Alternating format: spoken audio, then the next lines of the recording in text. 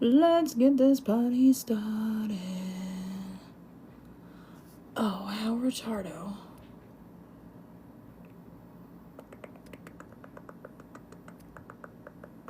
Oh, how retardo.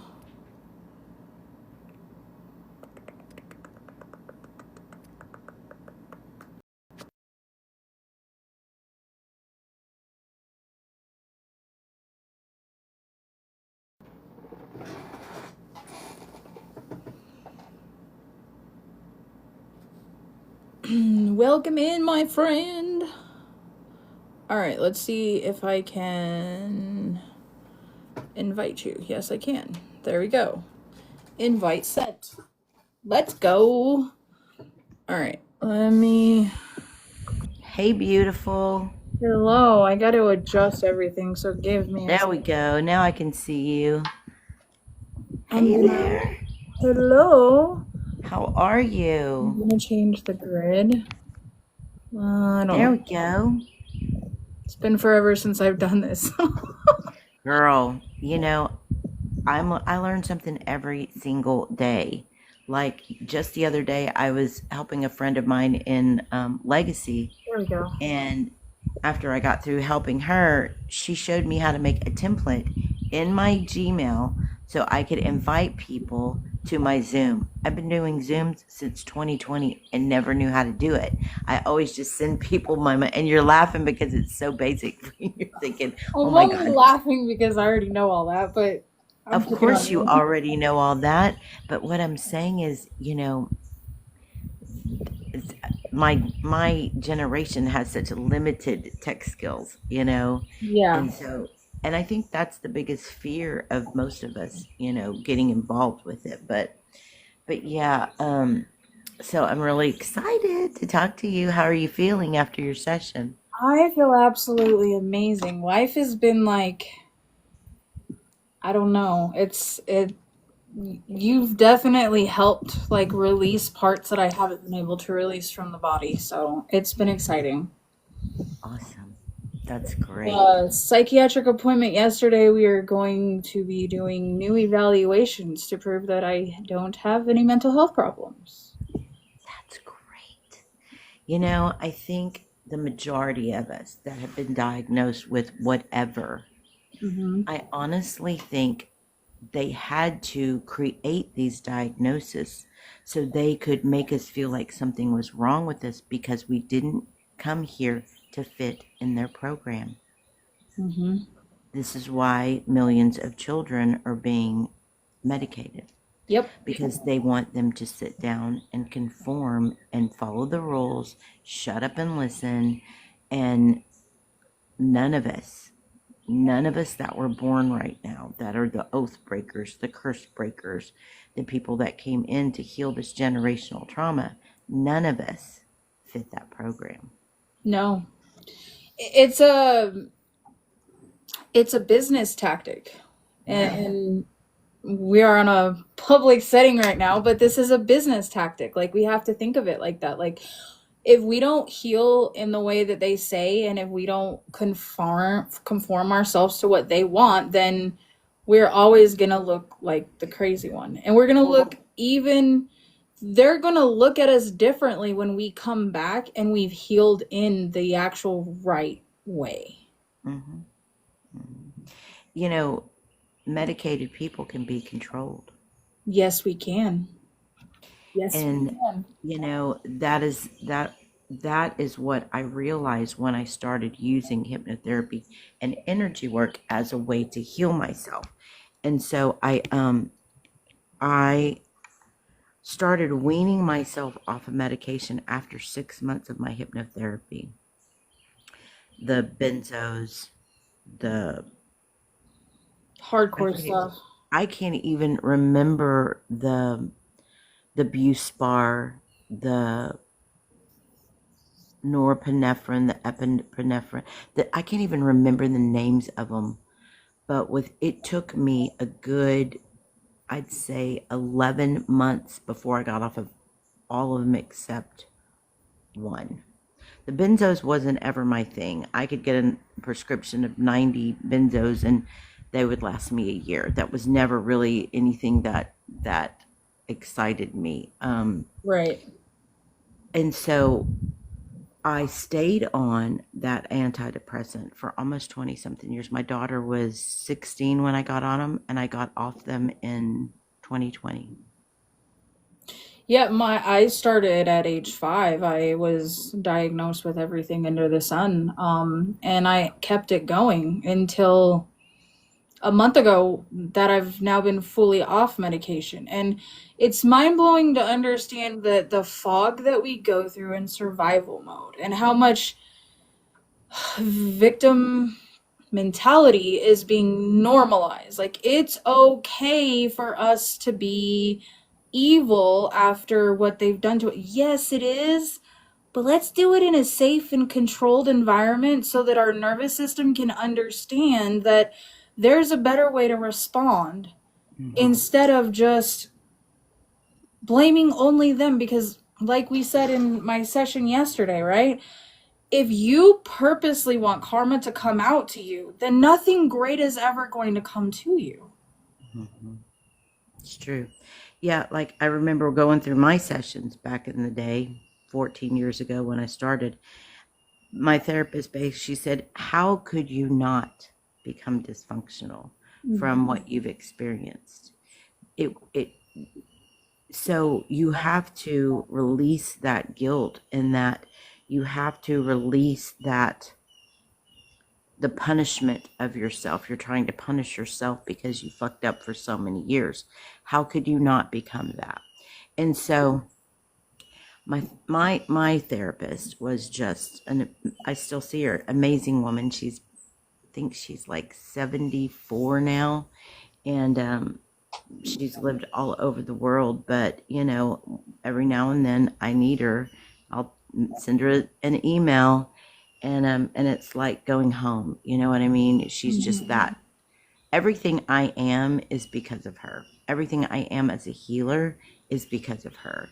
Everything, all the compassion, all the love, all of the um, understanding is because of what she showed me. And that's why I tell my clients, I'm not a therapist. I am an emotional coach that helps people integrate their trauma. And that's why I don't follow the clock. I just don't. It wasn't done to me. It's why I offer my personal phone. It's why I give people my personal information, and I share my real life with them, because I want my clients to know that I've been through it and I've come out on the other side, and my daughters have come out on the other side. I got to heal the trauma. I got to be that voice of the healer within my daughters. And if you see my Facebook page and you see the relationships that I have with my girls, they're just the most beautiful, amazing people. And it would not be, they healed me, because they showed me grace.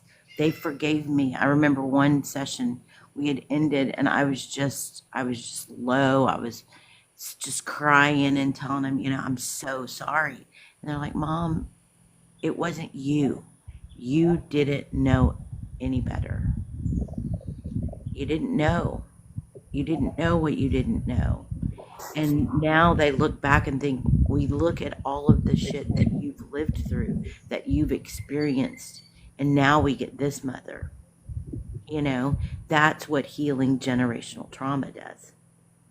I think it goes deeper than that at some level, though, because, like, you knew what healthy was like in your soul. Like, they're the healers in this space, like, they know in their soul, right? But try to fight a toxic cycle with the positive one and tell me what results you get, because I'm going through it. It doesn't work when it comes to parenting.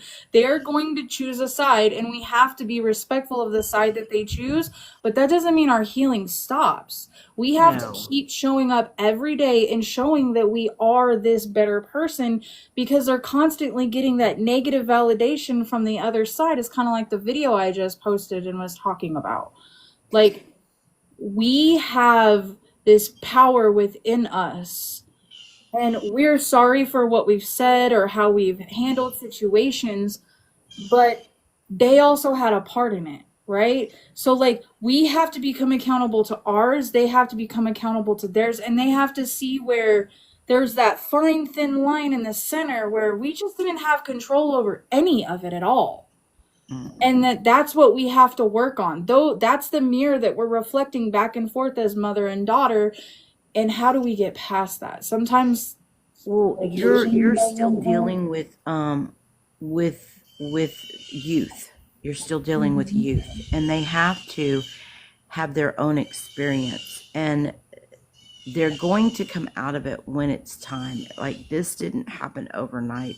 My daughters were exposed to my major dysfunction, well, pretty much their whole life, but when my addiction kicked in, it was in their 20s. They were already 18, 19, 20 when my addiction kicked in, and we really went through the tough times. And it wasn't, honestly, it wasn't until they became parents, when they had their first babies. And but here's the thing, your children are younger, they can move faster, they shift faster. You are healing at a different age than I was. I was in my 40s. You're super young. So your kids are going to move and shift faster because you're moving and shifting faster.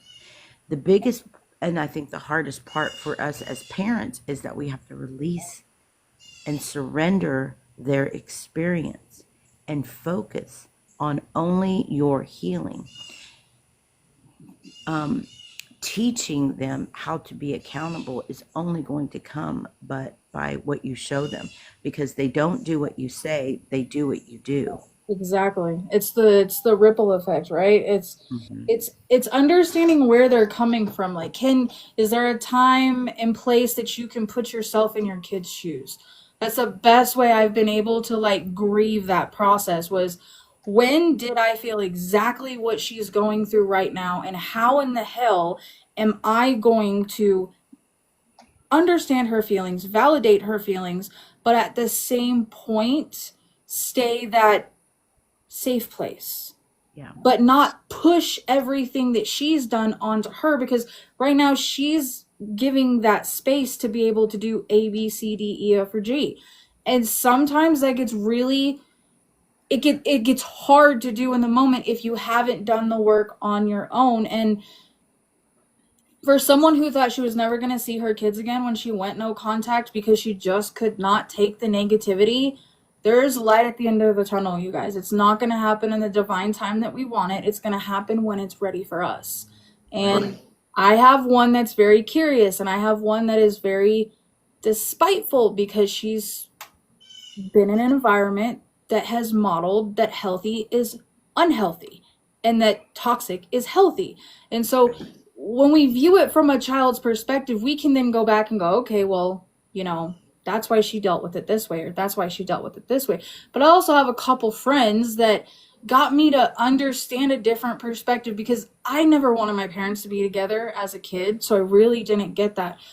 I had to remember that when they were young, I set this example that their dad was this like phenomenal person, and he was such a good dad, and he was so amazing, and he did all of these things, right? But behind closed doors away from the kids, they didn't know what was going on because I kept that from them as much as possible. But of course, they end up finding out, right? So they take the hate of the other person, the other parent per se, or the other situation out on the healthy parent. It becomes Mm-hmm. natural. And so Yeah. understanding that children who go through divorce that don't have healthy on both sides are going to go through anger rage fits. They're going to slam shit. They're going to break shit. They're going to do all of these things. Now it's okay, how do you let them sit with that? And how do you let you sit So with that? So know that our kids, all of us, all of our kids came to teach us. They came to mirror all of the unhealed childhood aspects right in front of us. Because what we don't heal, our children take on. Everything that your ex-spouse doesn't take on is going to be absorbed by the child, by the children. Really good teacher is Shafali. It's hard to say. Tshfali. Afli Sabari, Shafali Sabari. She is a teacher and a psychiatrist, psychologist that teaches how to be a conscious parent. And what she reminds us is your children are just showing you who they are. We want to make them conform. We want to make them fit our mold. We want them to not act out, even though they've been witness to all this dysfunction. We expect them to act more mature than us. And so we have to understand that everything, all of their outbreaks, all of the holes in the wall, all of the, I remember my daughter being mad one day because she didn't want to wake up for school. She was late, and I said, well, then you're just not going. I'm not doing this shit. I'm not taking you. She got pissed because I wouldn't take her to school, and she kicked a hole in the wall. And I said, well, now you're not going 2 days. Punish your kid for not going to school. Believe me, I did some crazy shit, but that's how I was back then. But that's what she witnessed. She witnessed people getting mad, slamming doors. She witnessed people getting mad, throwing a brush. That's what I witnessed. I witnessed throwing a candle across the room and shattering a glass in the house. I witnessed my mom punching, like backhanding my dad while he was drinking a drink, and the glass breaking and cutting his face. I mean, that shit we thought was normal when we're growing up. And then you expect when your kids start acting out and start doing the same shit that they've been doing, that, well, how dare they? How dare they be disrespectful and tear up my house? How dare they do this shit? They're just doing what they've been shown. And she goes through it and she teaches you. Very good book, How to Be a Conscious Parent, How to Create a Conscious Family. And it stems from the parent healing their shit. Yeah, because That's how you do it. they don't know any better. They Mhm. only know what they've been taught. And if we haven't taught them anything and our energy is like low, like at the vibrational chart for people in chat, there's a low vibrating energy, right? If we're in desire, despair, just coming up with some Sadness, small one, grief. if we're constantly coming from there and that's what our energy is, and we are holding our kids, we're talking to them in that energy, then they're going to replicate what they see from us. So when they throw a tantrum, oops, my phone does not like me. My phone. Sorry, guys. I'm sharing your live real quick. Then they're going to replicate that exact same scenario, right?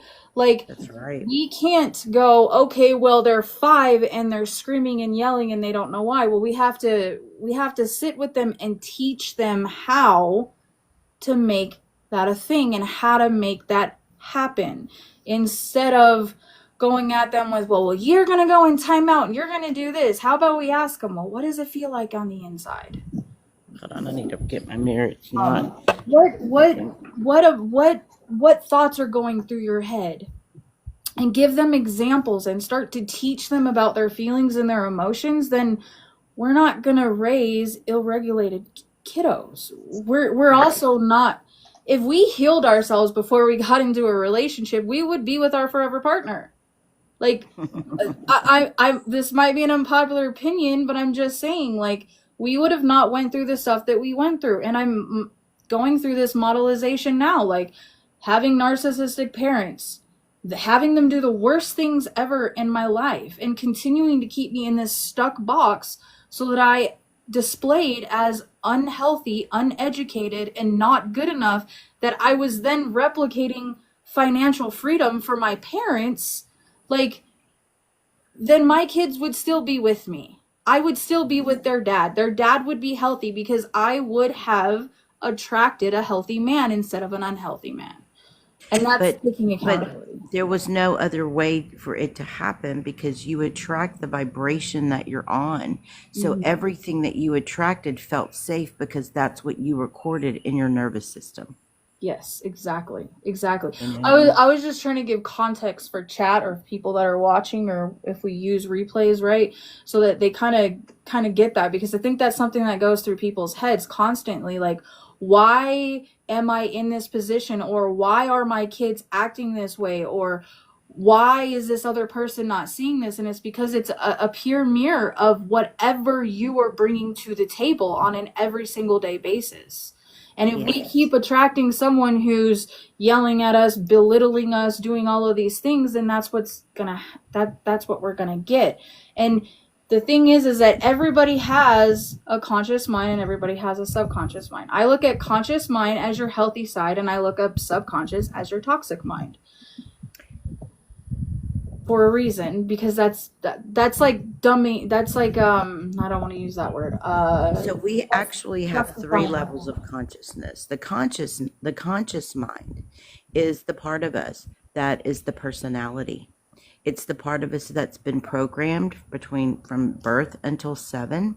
It is the part of us that is our awareness of our 5 senses. And then we have the subconscious. Now, the subconscious is the biggest part of our consciousness because it runs everything. The autonomic nervous system is run in our subconscious. That's why all of our bodily systems, everything just runs on automatic because that's how God created it, right?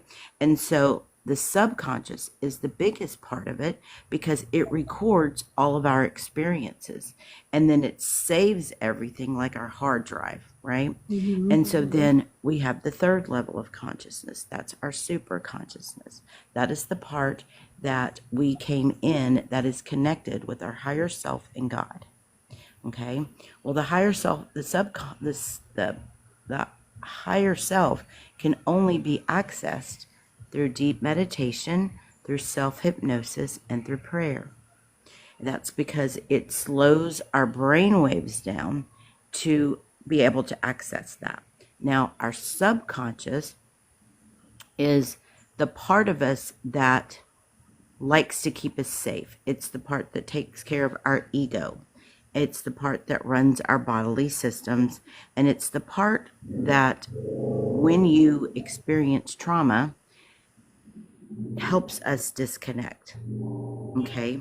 And so that subconscious part of us is the part that is really the most powerful, because if it thinks that we want to change, so say we've lived in pain and suffering for our whole lives, but you're sick and tired of living in pain and suffering and you want to do something different. You want to change your reality so you can start attracting the life that you want. Well, the subconscious makes it difficult to do that simply because it wants to keep you safe.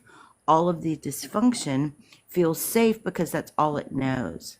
So the minute you start trying to rearrange the information in the subconscious, it fights you a little. That's why you have to get down to that deep, relaxed state so the subconscious can open, release its control, and allow you and the conscious part of you that wants to change everything to do the work.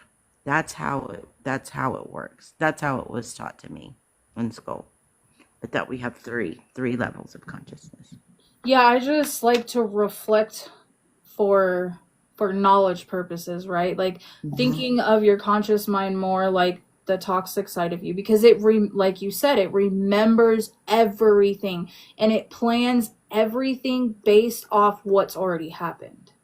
Mm-hmm. And that's why we get into financial, like financial problems, right? Like we could be in a really good spot and one situation happen and then like our whole entire week is done for. Like we are reacting from the subconscious mind of what it has told us instead of taking that 5 minutes to just breathe and see the better good of the situation.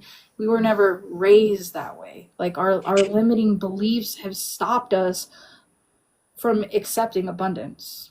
Right. Yeah. So a really good book, it's called Breaking the Habit of Being Yourself, Dr. Joe Dispenza. And what he teaches is that, of course, we have 68,000 thoughts every day. Every given day, we think 68,000 thoughts. And 90% of those thoughts are the very same ones as the first day before. Mm-hmm. And the reason why it's so hard to change is that our experiences have been imprinted in the body remembers, and most of the time the body is doing all of the reacting, not so much our consciousness, not so much our subconscious, but the body. And so that's why when we do the deep theta level relaxation, it allows you to start releasing the power that the body, because the body's going to always, there's the book, The Body Remembers. The body's always going to be reacting first. And that's part of our consciousness as well. And so then when we allow ourselves to get down to that theta level of relaxation, it, first of all, the body is so relaxed, it doesn't have control. It's not that you lose control, it's that it's no longer in reactive mode. Have you ever, like, I try to explain it, like, have you ever just like flipped your shit and you were just like pissed off and you're just raging and you're just, it's because your body is reacting to a trigger before, and this trigger only knows how to do whatever. I used to do that. I'll never forget the last time I really went off like that. My daughters were supposed to help me move and they didn't show up all day. And I'm like, got movers here, and I'm getting, the longer they didn't show up, the madder I'm getting. And then when they did show up, I was pissed because they wasted my whole day. I could have had other people help me. Feelings were hurt. I was mad. How dare they not show up? And I was in the bathroom and I wouldn't talk to my girl, and I'm slamming shit around. And my daughter grabs me by the arms and she said, Mom, we're no longer doing this way. We're here to help you now. Tell me what you want me to do. Let's start now. And I just lost it. I just lost it. And I just cried. And I just fell into her arms. And I'm like, you're right. We're no longer accepting this energy from each other. What do we do now? Where can we go now? You know what I mean? It always makes me emotional thinking about all the different experiences that helped us shift.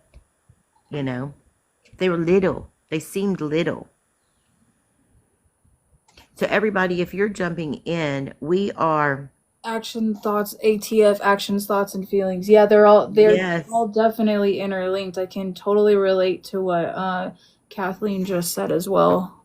yes, Kevin. Thank you for joining us. So Harley and I are talking about healing. I'm a medical support spiritual hypnotherapist, and I work with my clients to help them heal trauma and to create the lives and create the families and break generational trauma.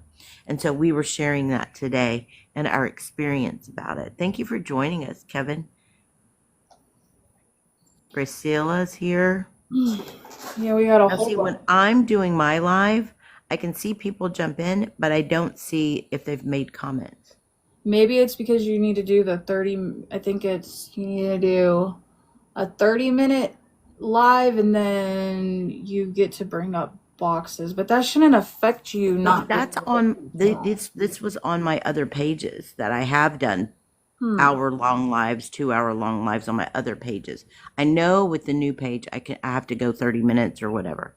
It all starts with us as parents to heal. Yes, Kevin, it does. Amen. I've been on this healing journey for about 14 years, and my daughters, I had them very young, 18 and 20, so they grew up with a very dysfunctional mom who experienced SA abuse and physical, mental, spiritual abuse from my mom. Beat the shit out of you if you didn't want to go to church. Now, who wants to go to church when you just got your ass beat?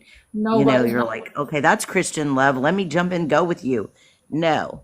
But then I did it the same. I did the same thing at some form. We would leave church, get in the car. They would irritate me, and I'm like backhanding them in the back of the car, So you create these things within your children and not realizing, not intentionally doing it, or maybe sometimes you are, but for the most part, no. But we've spent the past 14 years growing and healing. And now we have a generation of children, 2 16-year-olds, 2 10-year-olds, and a 5-year-old who are living a childhoods that allow them to be who they are. My grandson, one day, he got really pissed off at his mom, and he was like slamming doors. He comes outside and she goes, you need to go hit something. And he's got this Everlast bag right here. Nice. He comes out here. He hit that thing, and I'm not kidding, it flew like 5 feet off my patio. Oh, wow. That's how pissed he was. That's how strong he was. Imagine if he'd have done that to a door or a wall, but we're teaching them healthy ways. Go hit the damn bag if you're go hit a tree, go do something, but don't break a wall. But that's not how we were raised. You couldn't get angry. You weren't allowed to show you're angry. Don't you slam a door, I'll come in there, beat the crap out of you. You Exactly. weren't allowed to act like they did. You weren't allowed to act like you saw your parents. We were supposed to be different. Exactly. Yeah, and even in my parenting, like I would do my absolute best to stay conscious through parenting, to stay conscious through the unhealthy relationship, like give him the benefit of all of those things. But now looking back and seeing, like, I gave them permission to say it was okay to be treated that way because I stayed with their dad. I allow that to be a thing because instead of taking my power back and doing what I needed to make sure those kids were with me, I allowed the fear of the things that he did in our relationship to define that. And See, every time sweetie, that he would fight back, I would just give him what he wanted. So as we've gone through this journey in the last 2 years, how can I be mad at them? Like I hear it on TikTok all the time, especially about estrangement. With narcissist, the other parent being a narcissist, and it's how can we get mad at them? We created that. And we can't get mad at ourselves because that's what we were raised with. Now we have to educate, we have to change our energy, and we have to do the hard work. And that's not going necessarily to therapy. That's not necessarily getting on medication. Sometimes it's the simplest things, like finding someone that can be a safe place. If you don't feel like you're safe at home, to be able to express your feelings, your emotions, and what you're going through, and find a game plan that works. Sometimes finding someone like me or Kathleen that has been through it and has skills and tools that are going to help you get there is more beneficial than being angry and frustrated and not knowing what direction to go. hmm It's not like, the whole system though that's set up for it is to medicate um, and talk therapy. And I'm not saying that there's anything wrong with it. There's so many benefits. Believe me, I've been through it. I've taken my kids through it. It wasn't until we found the hypnosis that allowed us to really go deep and heal those fragments, number one, that were created in childhood that were still coming out to play because we had no coping skills, we had no self-regulation, no nervous system regulation. What was that? We didn't know. Because when you are a survivor of any type of abuse, your nervous system is dysregulated at its core, and you have no concept. You don't even know that's what it is. You just think something's wrong with you. You just think that, well, yeah, oh, well, she's a brat. Oh, well, she's over emotional. Oh, well, she's out of control. My mom had this really good one for my older sister. She was possessed by demons. My sister had a rage within her that was created from SA abuse. And and who wouldn't? mm-hmm, Who wouldn't? You know? But my mom also didn't know what she didn't know. She had this belief system that was created with Christianity. And I'm not knocking Christianity, I'm just stating her facts. And it kept her in a bubble and not understanding what her children needed to do to heal. She had asked my husband, "Well, how do you feel? She's going to someone that's studying Hinduism, like my therapist, my healer, moved to India for 12 years, and she went deep into the meditation practice and learning how to heal the mind and the soul in just different ways than what we are taught here, right?" And my right. mom was like, "Well, aren't you concerned?" To my husband, "Aren't you concerned? She's getting information from this other religion," because my husband was raised as a Catholic. And he said, "I'm really not concerned about it because I'm seeing my family healed. I'm seeing what they're getting from this woman, and it's worth every penny. And I don't care what religion it is. It has nothing to do with religion. It has to do with my family healing. And my Exactly. mom, who adores my husband, was like, oh, she had to start looking at things differently. Yeah. And that is the hardest part, because our parents, their generation, the silent generation, I don't know how old your parents are. Um, Mine was in her late 60s, early 70s when I started this work. And so very set in her ways about her, you know, belief systems. And everybody else was wrong. Like me and her would have these arguments about, well, you've been, what is that word? What is the word? Conditioned. Not it, kind of the same word like that, but I was being corrupted by these belief systems, you know, and do you still believe Jesus is your savior? And I'm like, Mom, I don't believe I need Jesus to have a relationship with my God. I believe that I can access spirit, God, my universe, whatever it is, on my own. Do I believe that he was an important role model? Do I believe that it was an important prophet? Yes, I do. I said, but I don't believe that I need him to be spiritual. And, oh, you know, blasphemy, oh, all this stuff. And I said, More Mom, like you don't have to always. agree with me. You don't have to agree with me, but you Right. do have to respect me. It's like that all or nothing thinking process. So my mom is a from the silent generation. I don't really like calling them boomers. It sounds weird to me. And then my dad is a Gen Xer. So my parents are close to 20 years in age difference. Oh, wow. So it's two totally different spectrums when it comes to that aspect of like the way I was raised and parented. Um, I was more of a latchkey kid with lots of trauma. So I learned how to Mm. raise myself. So, no offense to the younger me or anything, but we didn't do the greatest job. And so when the kids came along, things didn't go exactly how it was planned. But like at the end of the day, when I look back on my story, especially in the last 2 years, like I have given up anger for understanding. And I think that that is the space that a lot of people get confused in is they focus more on what other people say about them and what's happened to them and what other people's energy is instead of their own and their Right. own healing journey and the process that they're taking in order to get there. And if I could have learned this skill like forever ago, I But don't you think I know, would be in some you're of the learning it situations I would now. be. You're learning it now, and you're going to shift. You know, we all have shoulda, coulda, wouldas. You know, I wish I'd known. You know, I was a latchkey child as well. I mean, I am. I think about being. I think I moved to our house where I grew up when I was 8, so that was third grade.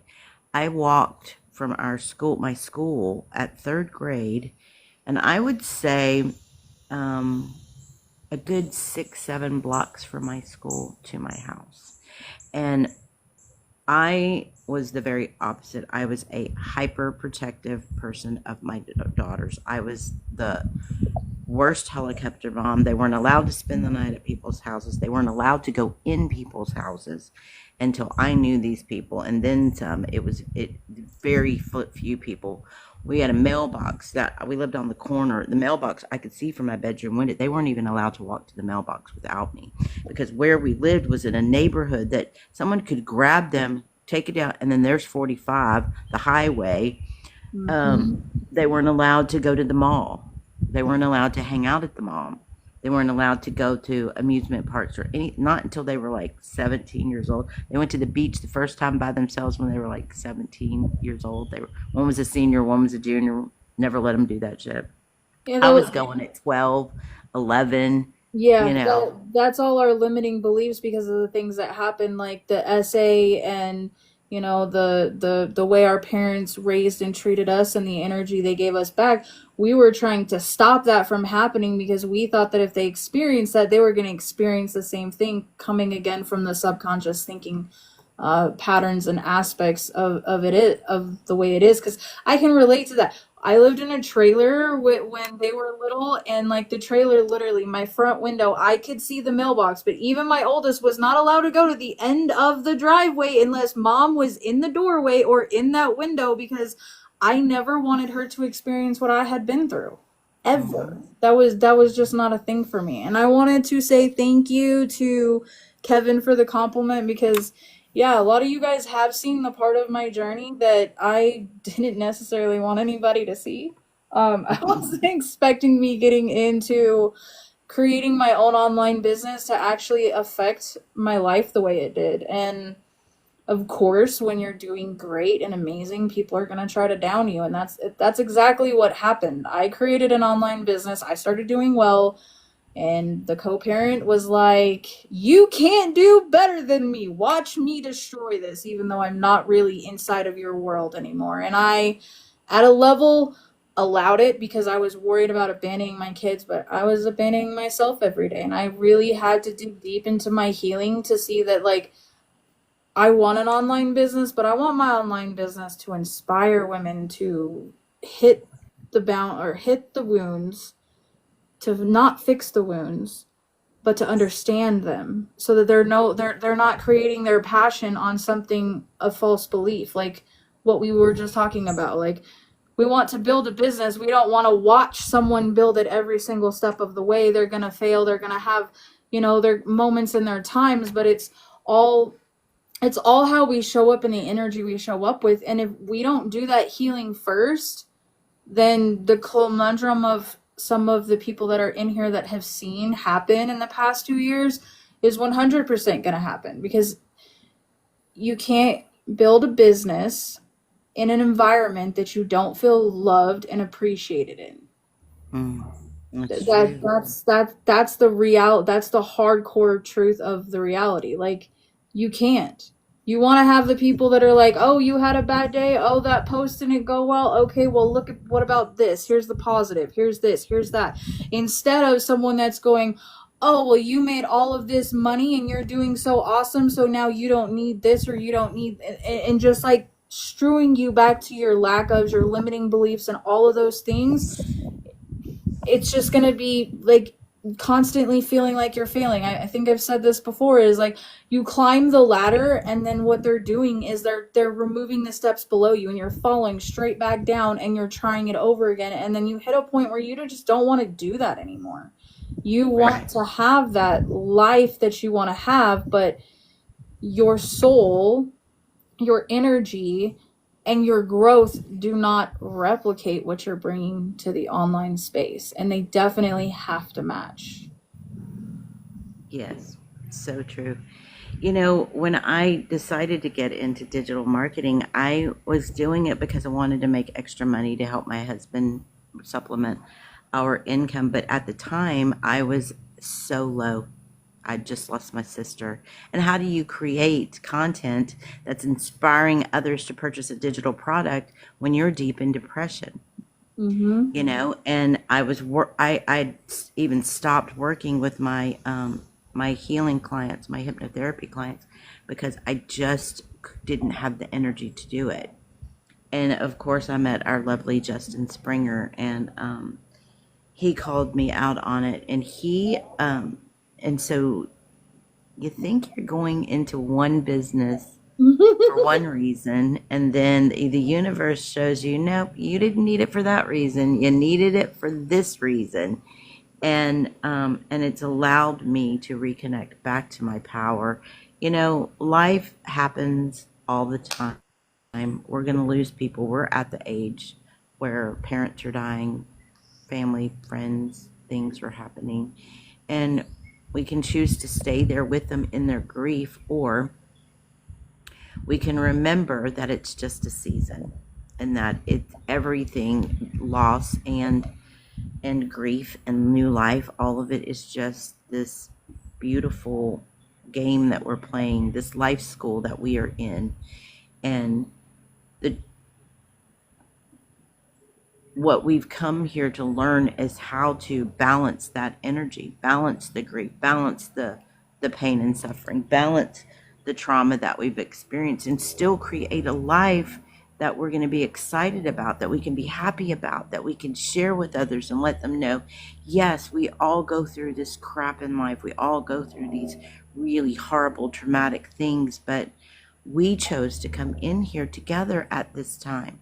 We chose um, to do the hard work so our kids don't have to feel that, so our grandkids don't have to feel that. Knowing that Yes. my grandkids get to have a childhood where their parents aren't chasing them to beat the shit out of them is huge. You Or know, using not them against them. occasionally I see my daughter, she might get triggered and a little of me comes out in her, and she catches it and she goes to her room and she resets and she goes back and she becomes the conscious parent that that kid needs.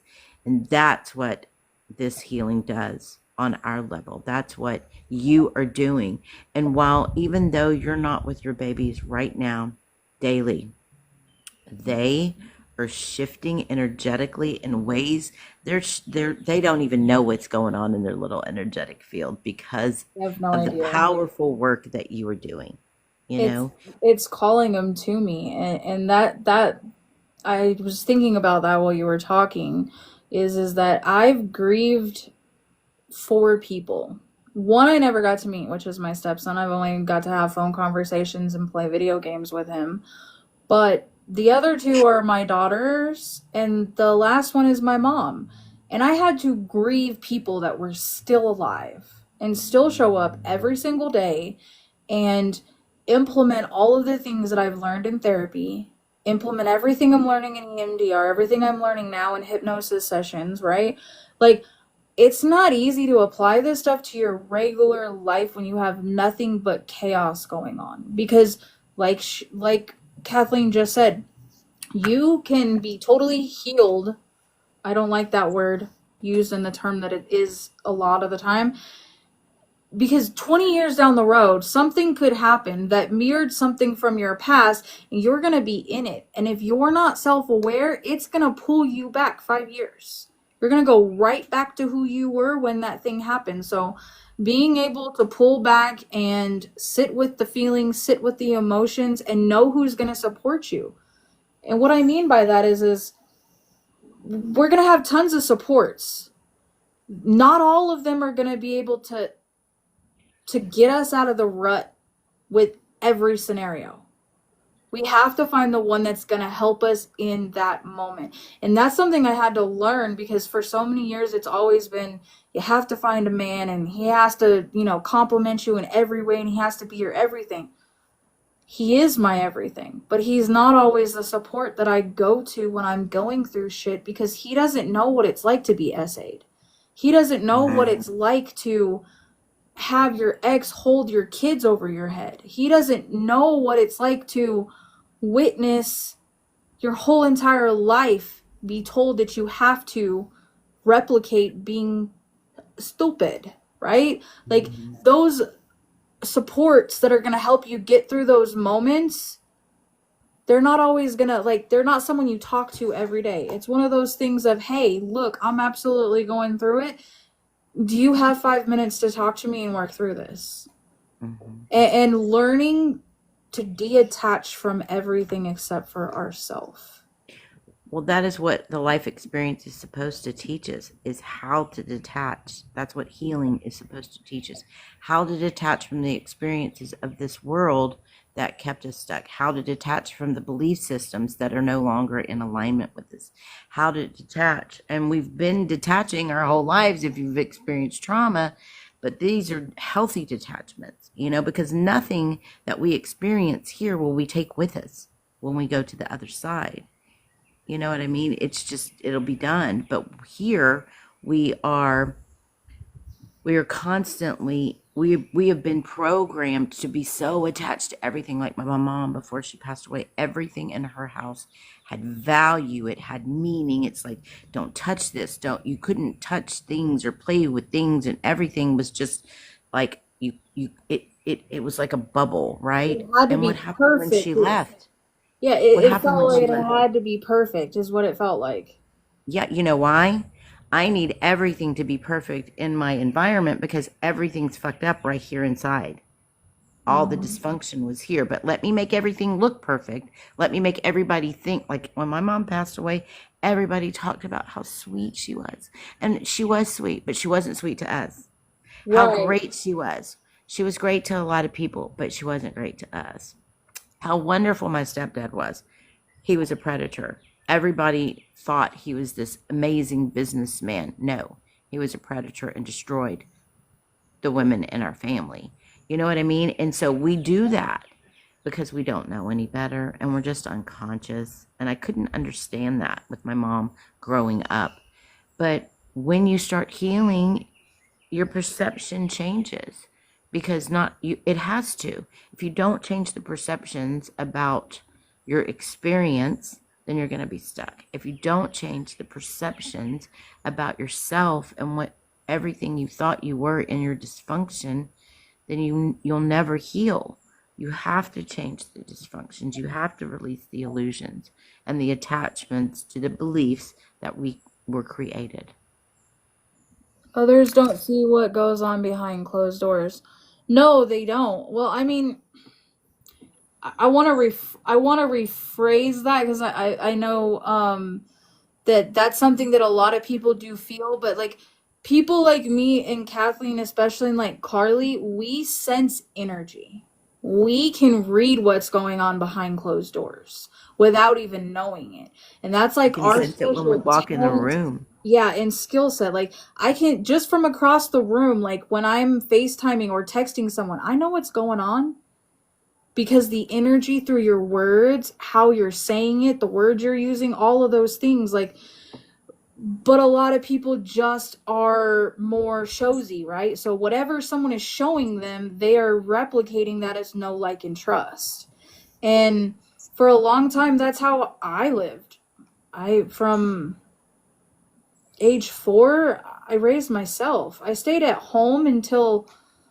home by myself until I was 18. I learned how to cook on my own. I learned how to clean on my own. The one person that was like a mom to me growing up was removed from my life because she was excelling me. She was teaching me to read. She was teaching me how not to look stupid, right? And so we have to remember that just because it looks pretty on the outside doesn't always necessarily mean that it's pretty in here. And that Mm-hmm. whatever we're trying to hide is going to come out sooner or later.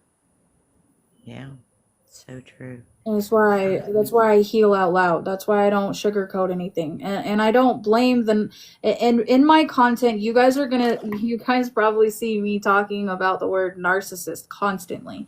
And the reason is because that is a keyword, that is the algorithm, but it's still not the narcissist's fault. If we look into what narcissists do and how they're programmed and how they maneuver with what they're doing no different than us. It just looks like it's reactive abuse for us, but we look no different. We look like the narcissist too when we're going through all of those attributes. So it's complicated. It's a complicated subject for sure. Complicated. Yes, it is. It's so complicated. You know, my mom, it amazed me because we would have these conversations when I was taking care of her. And I would ask, she talked about her beautiful childhood. It was just she had a lovely childhood. I'm like, Mom, how could you have a lovely childhood? You were so fucking mean. That had to come from somewhere. Where did it come from? I don't understand. If you had a lovely childhood, why wouldn't you have given us a lovely childhood? Ours was judgmental. Ours was everything you did, you were a slut. Everything you did, you were a whore. Everything you did, it was dirty. It was always about that kind of mentality. And I never understood why, you know. And then, and I don't know if my mom was ever SA abused. She never talked about anything. She never told me about stuff like that. So when we came to her and told her, it was almost like it was not real. It wasn't real. to her, I think. And I was going to tell you something about it, and I can't remember. My mind just went blank. It's okay. Um, You gave me something to definitely feed off of with what you just said, though. you Um, know, and our parents literally grew up in an unconscious environment. And I had to put this into perspective. When you grew up with people that are the silent generation or the boomers or the TikTokers or whatever, um, they grew up at a time of survival. My mom couldn't get her own bank account, checking account, credit card. Women weren't allowed to do that. Only their husbands. And you couldn't even buy a car without your husband's permission. So think about the freedoms that we have and the restrictions. They were like property when they grew up. So imagine the rage that would piss me off if I had to depend on somebody. And I mean, you couldn't, if you had a car and you got a car in a divorce back then, and you couldn't resell that car without your husband's permission. My mom couldn't get her own credit card till 1972. that's And so wild. you have to think about what they experienced as well. The right to vote. I mean, a lot of things changed during their lifetime. My mom was born in 1932. She died in 2013. Look at the women's movement and the civil rights movement and everything that they witnessed in their lifetime. And that created their own generational trauma. Yep. Yep. You know, it's hard for us to understand that because we didn't have that mentality. Like my sisters grew up with the mentality life is hard. You have to work hard to get what you want.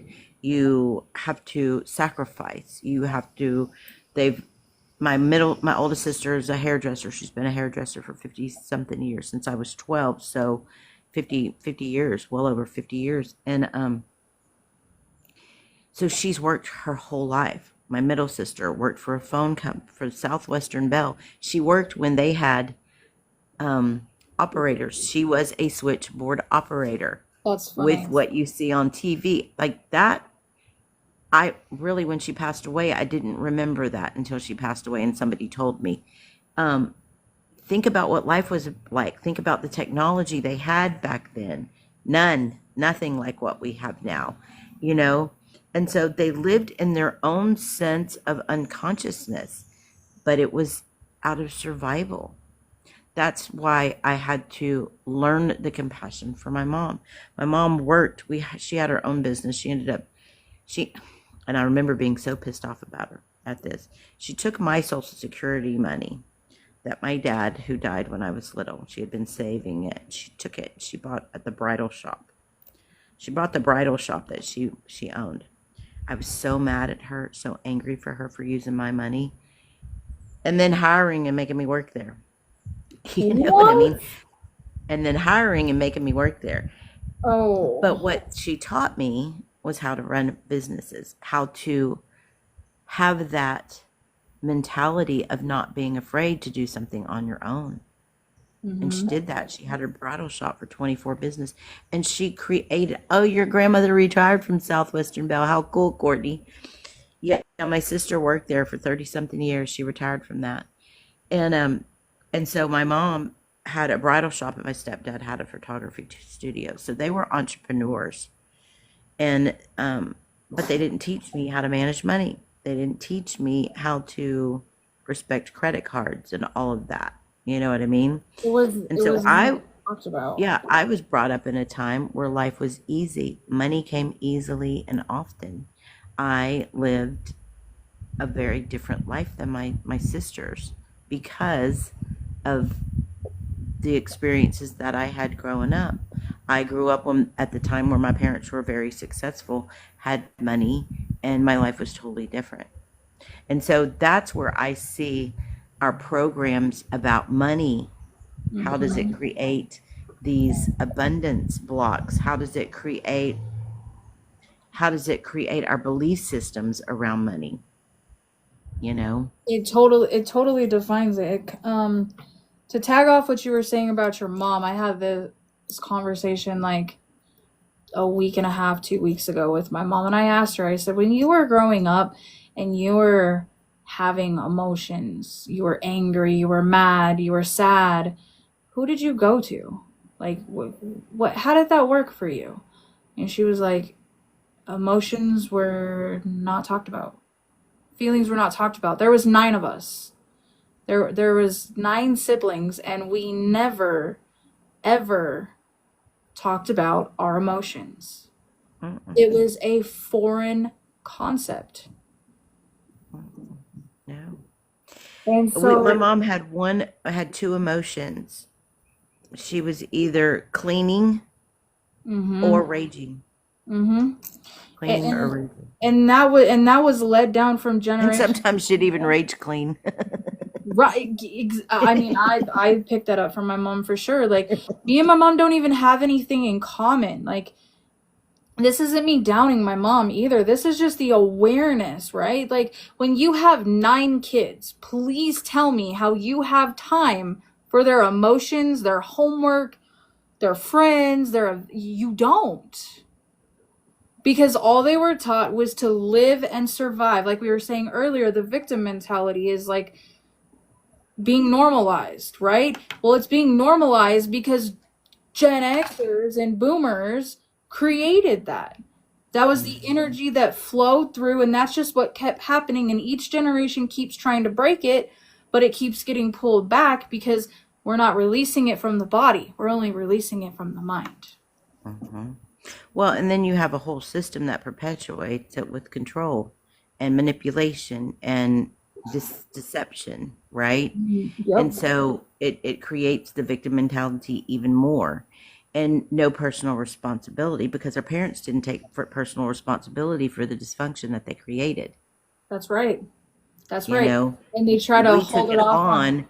We took it on thinking something was wrong with us, Yep, you yep. know, and we created our lives from that level of dysfunction and unconsciousness.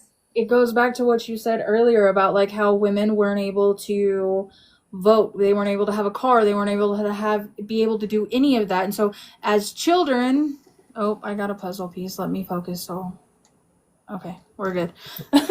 um, we weren't able to give that to our own children at some level, right? There was something that was always missing. And so that lack led on to us. And when we would go visit our parents with our kids, it was, oh, you have to hug your grandma. Oh, you have to kiss your grandma. Oh, you have to do this for grandma because grandma is old and blah, blah, blah, blah, blah, blah, blah. But with research and with everything else that is in this world now, we find that people who have really bad Alzheimer's and dementia are people who didn't do things for themselves, who didn't think for themselves, who didn't do the healing processes and all of the things, and that are still not physically active, mentally active with what they're doing in their life because they've just expected everything to be handed to them. And that kind of goes back into the cycle, right? Like, men control everything, women just listen and do as they're told. So we've created this within each generation. It's we got to take the accountability for ourselves. Let me tell you how weird that is. It just brought this memory. I remember when I was married to my first husband. His mom was a stay-at-home mom. She raised the kids. Dad worked. He was um, an electrician, a master electrician, and so she did all the cooking, the cleaning, and everything. She kept the house. You could eat off her floors. It was just spotless. I wanted to be a stay-at-home mom. My mom worked the whole time. She was never there emotionally for me. I was always by myself. I wanted to be that mom for my kids, but I started noticing our relationship was not working. Things were in alignment. He would say things, if you just do what I say, and I'm like, I got a mind of my own. I don't have to do what you say. This was my 20-year-old self Mm-hmm. rebelling against. He was 5 years older than me. So I didn't like being told what to do, and it wasn't working. So I decided to go to cosmetology school. And I'm meeting these ladies that are married and going to cosmetology school, and they're older than me. They're in their 30s, and they're talking about going to the grocery store, and they have a checkbook, and they have this and they have that, and I'm like, you go to the grocery store by yourself. You don't have to bring your kids. I never went to the grocery store without taking my daughter. And then she's writing a check for something for school. And I'm like, you're allowed to write checks in your checkbook? Like, I don't even think I was on our checkbook. And if I wasn't allowed to write a check without his permission. This is my first husband, mind you. And I'm like finding all this. I'm like, y'all are wives and y'all get to do this. I mean, that was like, really? Y'all, that's how backwards I was going. I didn't realize that. Had no idea. And then when the shit finally hit the fan and I'm like, this is not working. Well, I'll tell you what hit the fan. My my daughter was sitting at the table. I'd left him and come back. I'd left him and come back. And we're eating ice cream and she says, Mama, I don't want to live here. I want to go live with Granny at Granny's house. I don't like it here. And that was it. That was like the voice in my head, my baby saying, she doesn't like this here. She's happier at my mother's. Which nobody was happy at my mother's, but my grandbaby she knew this place was more dysfunctional. You know what I mean? Yeah, but at the same exact point, like that's kind of goes back to what we were talking about at the beginning of the live, how you can't have a toxic home and a healthy home try to integrate, because what it does is it repels the positivity and it turns it right into the toxicity that is happening. And that's exactly what's going on in the world right now. Like all of the healthy people are trying to bring the people who aren't seeing the greatness, we're trying to bring that energy over here to you guys, and or some of the people, and they're not seeing that. And so it becomes this rebelliancy, right? Like my mom treats my, when she gets to see them, which is very rare, but when she gets to see them, she treats them like they are diamonds. And I was never treated like that as a kid. Never. Not even to this day. I could give her everything she wants, and she still would look over me and go directly to her grandkids, because she feels and what she witnessed as a child that they're pure and they'll do anything that they ask her to. This adult person over here has a voice, a mind, and will speak what they want. So we're going to go to something that is weak and will give us what we want, compared to something that is strong and that is going to guide us towards what we're actually needing. Yeah, that is so true. That is so true. It's mind-boggling to think about, but like we can't necessarily blame anyone. We just have to take accountability for the places that we're at, why we're there, and how it's affecting us, and how to drive forces to make those changes. It's like the biggest piece of all. So The fact that you're just open and you're willing and you're searching, and every day that you wake up, you're trying to be better and do better for your babies. It's all going to ripple out and they're going to see it. It took a good year before my daughters could see the changes in me, where I became the safe parent, where I became the mother. You know, when my youngest moved back home, she went through a divorce and sold her house, and the last thing she wanted to do was move back in with her mother, because she was successful and she had her own $250,000 home and her job and all of this, but her life was going through some shifts. And at one point she was like, why aren't you telling me what to do? I said, baby, because this relationship right now is about me just listening, and whenever you're ready, it's going to happen. I said, but I'm just here to just listen. I'm not here to tell you what to do. I'm here to help you figure out what to do on your own. And we would do sessions. She'd come in my room. I can't stand this anymore. I need you to put me into. And I'd do it. Or I was traveling for a little while and she was like, Mom, I need you to put me into. Okay, baby. I'd stop everything I'm doing. I'd put her into, and we'd have these huge shifts. And that's how it would work. And we began healing our relationship. Because back when I was starting this, she was in her early 20s. She's like, I want to party. I don't want to do all this healing work.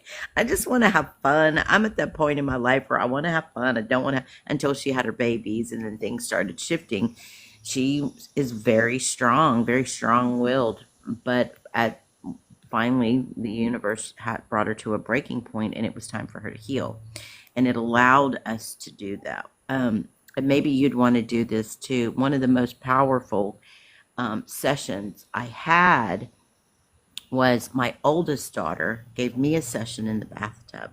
I was taking a bath. I was going through some stuff after my mom died and just in a lot of pain.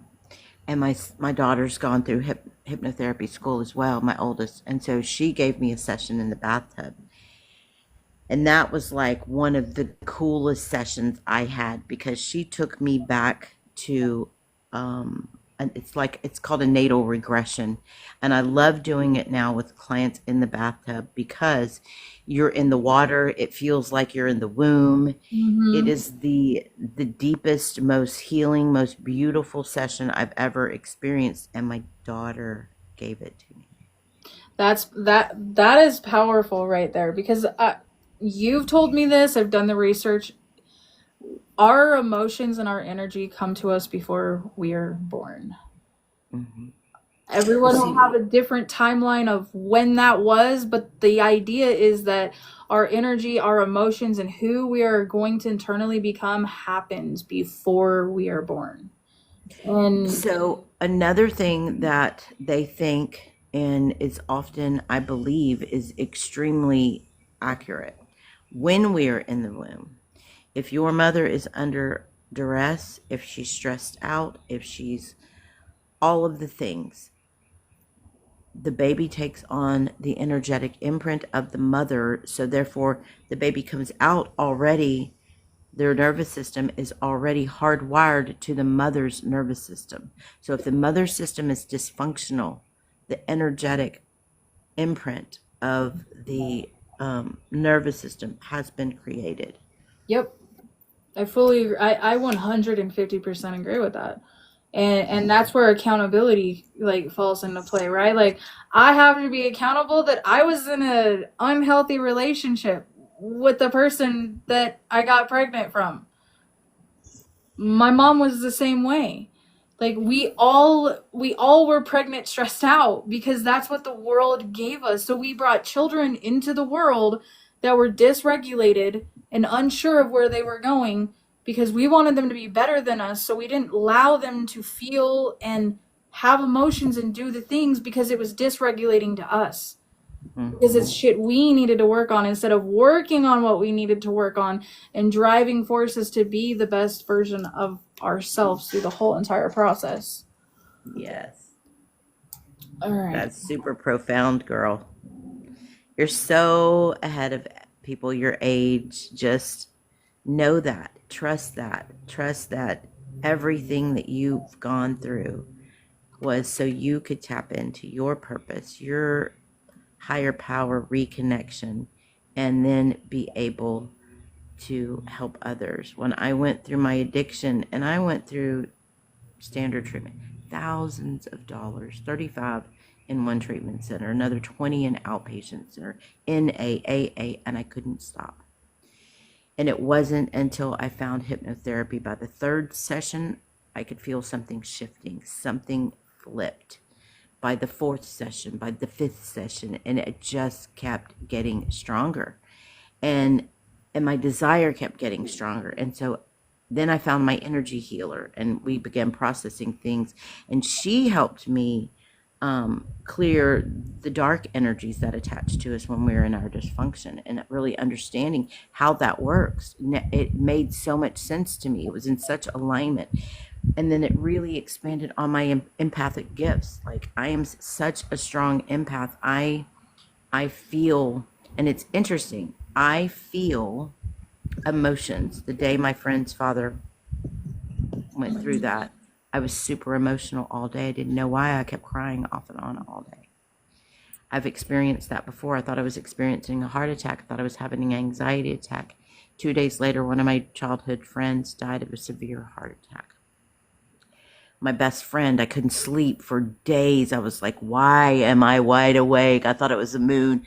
4 days I couldn't sleep. And finally I just said, screw it. I'm just getting up. It was Saturday night. I got up, went and sat in my living room, and I started journaling. And at 4:30, I got a ding on my phone. It was my best friend. And she said, Mom's gone. I'd been feeling her mom for days. And my friend who had been up with her all night. So when you go through this work, when you are doing what you're meant to do, which is become the healer that you are becoming, and that you are tapping into all of that beautiful energy and power, those gifts are just going to get heightened and loud, and you'll have to learn how to recognize them and know, um, what's yours, what's not yours. I still don't. I'm still learning every single day. Oh, that's what that was, after the I'm fact. I'm definitely still learning too. I think the hardest part about that is grieving my living children. Because I am definitely energy based with my kids. So when they're going through shit, like I already know before I'm let know by, A B C D F or G. I can feel it in my body. I know exactly what they're thinking, exactly what they're feeling, and sometimes I'm like, I'm just crazy. But I'm not really I'm not crazy. I have a gift that people look as a bad thing, but do you want to keep living your life in the same dysmorphs that you are now, or do you want to learn to be the best version of yourself? Or is it comfortable to stay in your dysfunction? Yeah. Well, a lot of people it is. Now, I'm going to tell you something that you can do, and this is extremely powerful. Have I done the chakra clearing with you at the root, going through every chakra? Have I done that with you? I don't think we did that yet. We're only I on can't remember. section 2, so I we so we did need to. the forehead thing majigger that we did. Okay, no. So we're going to do a really intense chakra healing session, the next one, and it's we do this with anyone that you're having difficulty with. Like, my daughter was having issues with her husband, and she started doing this daily practice, and it's, going into relaxation, finding a quiet place, and then focusing on the chakra of your husband or your children, so to speak. Focus on the root chakra and just send them unconditional love. I send you unconditional love and acceptance. And you can even say the Ho'oponopono prayer. I love you. I forgive you. I love you. Please forgive me. I need to look it up. It just went blank, but there's 4 sentences. And you say that while you're focusing on the root chakra. Then you go to the sacral chakra and you say it. Then each chakra, and you just send them love. Then after you do that, send it to them, send it to yourself. Say it for yourself. And I'll send you the Ho'oponopono mantra. And do that. Do it for a week and see what happens. Do it for 2 weeks and see what happens. I Do it feel for like a I month. can surely do that. You Like are going when to. I feel their emotions, like I'm like sitting there talking to them. Like even though they're not here, like I will either journal it, I will either do a video vlog so that like they can look back on it later on in life. Like I think that's extremely important That's when you're beautiful. dealing with estrangement is they need to see the shit that you went through the process. Mm-hmm. That's the most That's beautiful. important part. Is they need to be able to see both parents' sides and how they handled it and how they dealt with it and how all of that went. And so, yeah, I You're feel going to give them all those tools that you've learned, sweetie. All those tools. Yeah. I forgot what I was going to say. That happens when you have an open third eye, open crown, open throat. right. Oh, man. Well, this is a beautiful, beautiful chat. I loved it. This is a great live. It was so much fun. I can't wait until you can actually go live on this account. That'll be more helpful. Yeah. I'll try to do a small one tonight so I can be able to invite people. I'll just go on one and talk about what I've been going through the past few days, and you know the people in my life that are in pain right now. We've known each other since we were 14 years old. We've experienced marriages break up, children being born, parents in their old age now, and having friends that have grown with you, seen you through every stage of your life, and um, now our children have seen our children through the different stages of life. We've got grandbabies now, and knowing that we have these relationships of family that are chosen, you know, um, it's a beautiful thing to have that. And I think I'll probably go on and see if I can't talk about it. It's weird to me. I thought you couldn't go live until you had 1,000 followers. They change the rules all the time, girl. No Because I lie. have like 150 and I got this notification, you can go live. And I'm like, You what?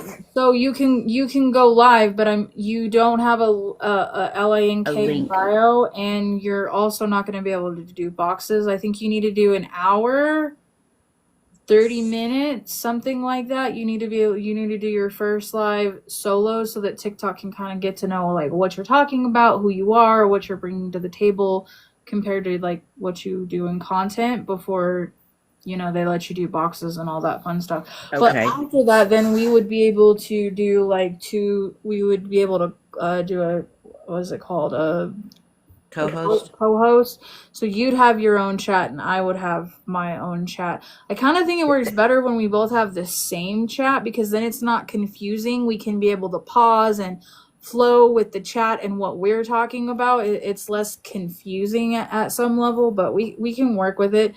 I We could love always take turns too. right. I love the fact that that you actually wanted to do this. It means a lot because I don't I bring a lot of value, but I get nervous after talking to myself for a while, if you get what I mean. So it's one of those back and forth type of things. But we're both here to help other people, like, get out of the things that have been struggles for them. Kathleen over here on my right is my hypnosis specialist, and I'm just your ordinary doc with a perspective that has lived a life of nothing but trauma and has aimed through that whole process but to be positive. I have some freebies, check-in calls where you can sit and talk to me, vent about what you have going on, and we can try to find some coping mechanisms and things to adapt new habits into your life for change. I also have a longer one-on-one session available in my bio as well if you'd like to check that out. Miss Kathleen has the same thing, just different education and different spectrums. So if you guys are interested in our services, make sure to shoot us a DM or check out the information in our profiles. Even she doesn't have a link right now, so DM her. I just thought about Yes, that after I you said can that. DM me. I have specialized in hypnotherapy and human design, which is a great um, it's a great philosophy that helps us understand who we came in at spirit level, and it gives us a diagram of our energetic blueprint. It helps us understand our personalities, our energy centers, and so forth. I also am specialized in the emotion code, which is something that I do with my clients that have experienced trauma. We literally use muscle testing to locate where the areas of trauma are located, and what trauma is connected to what emotion, and where it's stored in the body, and how and then different ways that we release it as well. I've been practicing for 14 years, but this social media and my digital marketing business has allowed me to gain the confidence to be able to bring my passion forward and to be able to share it with people that are drawn to me, like little Miss Dr. Harley Quinn. Her little spirit and her dedication to becoming the mother that she never had with her children and healing those aspects of herself is what drawn her energy, is what drew us together. And I feel honored to be a part of her healing journey, as I feel honored to be a part of anyone's healing journey. It means a lot to me that I get to do that. I'm glad that we connected. It's wild how that whole entire process works and how we view things, and but it's been an amazing journey, and I'm grateful for any help along the way, any guidance along the way, because this isn't an easy journey. Like, Great example. Kathleen has more education than me, and that doesn't stop me from doing what I'm doing. I'm still going to do what I do, right? But I also have more education and more understanding of technology, social media, all of the things that Kathleen struggles with. And so we're able to balance each other. We're able to learn off of one another and help other people depending on your energy style, what you're looking for. You've got two amazing women sitting right here in front of you. Yes, we do.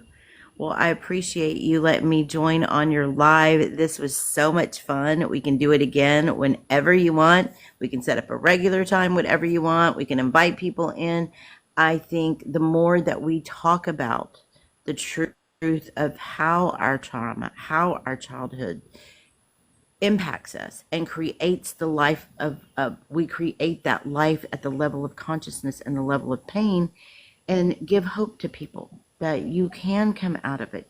You can heal yourself, your families, your belief systems. And then what it does is it shifts everything so you can start to be happy, healthy, secure, abundant, all of the things that we were supposed to experience in our lifetime. I 100% agree with you. Oh, Courtney would love to do it with this. Awesome, Courtney. We would love to Will have you. Courtney, you'll have to message me and let me know, and then we can do a Zoom so we can kind of like delegate like what we're going to talk about and things like that, so we're not just going in blind, if you know what I mean. Um, but yeah, I totally love that. That would be great. We could set an agenda and set a timeline and just kind of keep it focused, whatever, Yeah, whatever. Or we could just follow the energy of that too. That too. what needs to come forward. Well, I love you. Thank you so much for letting me join you. You have an amazing day. I can't believe we've been on here for an hour and 40 minutes. That flew by. It did. It so flew by.